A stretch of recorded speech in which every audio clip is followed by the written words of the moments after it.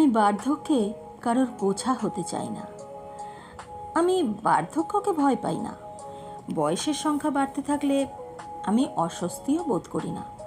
আমার ত্বকের কুঁচকে যাওয়া, চুলের রূপলি বর্ণ কিংবা হাঁটুর ব্যথা আমাকে বিব্রত করে না।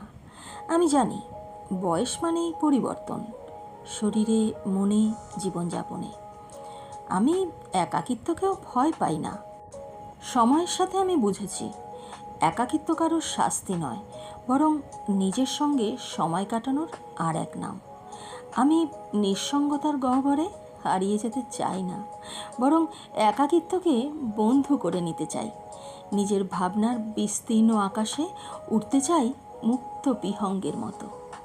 কিন্তু একটাই ভয় তাড়া করে ফেরে, আমি যেন কারো জন্য বোঝা হয়ে না যাই। আমি যেন কারোর জন্য দায়িত্বের ভার না হয়ে দাঁড়াই।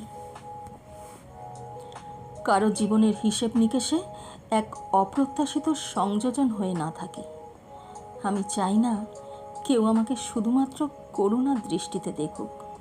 আমি চাই না আমার দুর্বলতাকে কেউ নিজের আত্মত্যাগের গল্পে পরিণত করুক। আমি চাই না আমার বার্ধক্য কারোর কপালে চিন্তার ভাঁজ হয়ে উঠুক।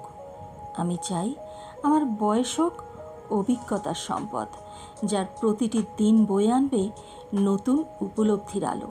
আমি চাই বৃদ্ধ বয়সে আমি এক অগ্রন্থিত কবিতা হয়ে থাকি, যার প্রতিটি শব্দে থাকবে বেঁচে থাকার আনন্দ, জীবনের গভীরতা।